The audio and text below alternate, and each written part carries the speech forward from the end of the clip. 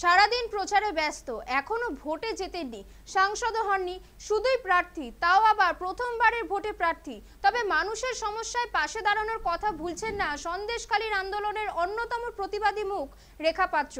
শনিবার ভোররাতে আচমকা আগুন লেগেছিল হাসনাবাদ রেল স্টেশন সংলগ্ন এলাকায়। আগুনের লেলিহান শিখায় ক্ষতিগ্রস্ত হয়েছিল একটি দোকানঘর ও 3টি বাড়ি। রবিবার সেই ক্ষতিগ্রস্ত পরিবারগুলির পাশে দাঁড়ালেন রেখা পাত্র। রবিবার সন্ধ্যে ক্ষতিগ্রস্ত পরিবারগুলির সঙ্গে কথা বলেন রেখা। তাদের বাড়ির ভেতরে ঢুকে দেখেন ক্ষয়ক্ষতির পরিমাণ, শোনেন গরিব বস্তিবাসীদের যন্ত্রণার কথা।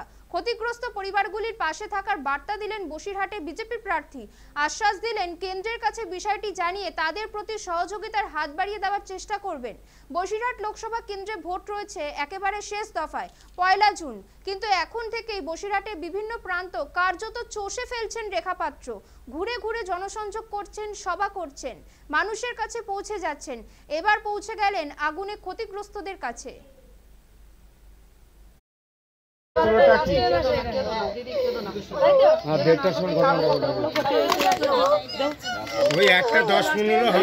দেখুন, এখানে এসে দেখলাম আজকে দিদিদের ঘর টরগুলো মানে আগুন ধরে গেছে।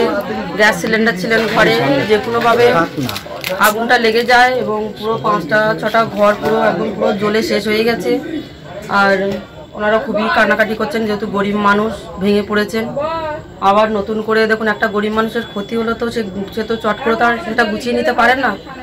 তো আমরা চেষ্টা করব ওনাদের পাশে থাকার, আর যাতে ওনাদের পাশে থেকে ওনাদের সাহায্য করতে পারি সেটা পুরোপুরিভাবে চেষ্টা করব।